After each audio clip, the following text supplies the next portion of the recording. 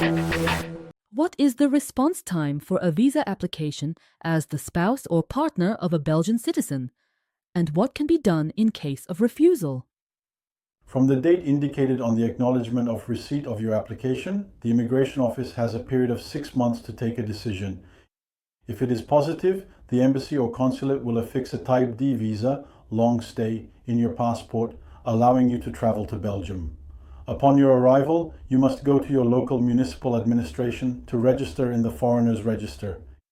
You will then receive a temporary residence document valid for up to 45 days called Annex 15, while a residence check is carried out by a local police officer.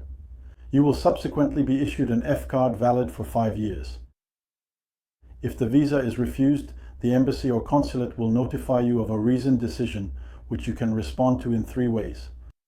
First scenario, the refusal is based on the fact that you failed to validly prove that you meet the conditions for family reunification. This is the most common situation. In over 30 years of specializing in this field, I've encountered hundreds of refusals due to poorly constructed or incomplete files.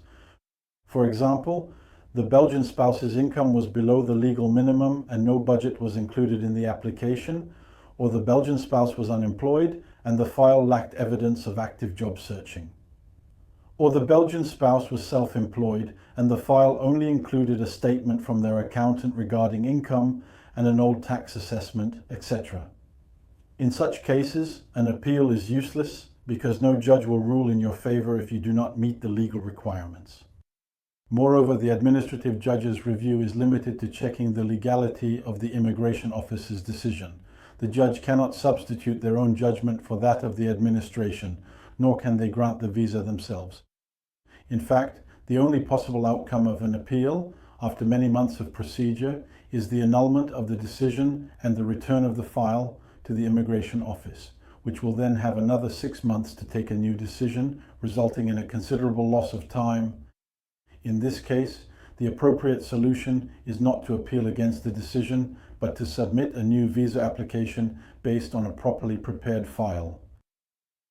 There are, however, specific situations where the incomplete nature of the file can be corrected amicably without the need for an appeal. Simply contact the Immigration Office to request a review, which may be accepted, for example, if you submitted an unregistered lease agreement or a mutual insurance certificate that does not conform to the Immigration Office's standard model. Second scenario, you submitted a fully documented and well-founded application, but the Immigration Office wrongly refused to grant the requested visa, committing what you believe is an obvious illegality. In this case, and only in this case, it will be necessary to file an appeal with the Council for Alien Law Litigation, Conseil du Contentieux des Étrangers. But be aware, in family reunification matters, the Immigration Office rarely violates the law, so an appeal is rarely helpful. Be cautious of those who may offer to file appeals, surely profitable for them, but useless for you. Third scenario, the Immigration Office challenges your marriage or legal cohabitation, suspecting a sham or convenience relationship, and refuses to grant the visa on the grounds that there is no valid family bond. In this case, an appeal to the Council for Alien Law Litigation, Conseil du Contentieux des Étrangers, is pointless because the issue falls under civil law, not administrative law. You will need to file a validation claim before the family court to have your marriage or legal cohabitation recognized as valid. Bottom line, before lodging any appeal, I can only strongly recommend that you consult a lawyer who is truly specialized, not just in immigration law, but particularly in family reunification matters.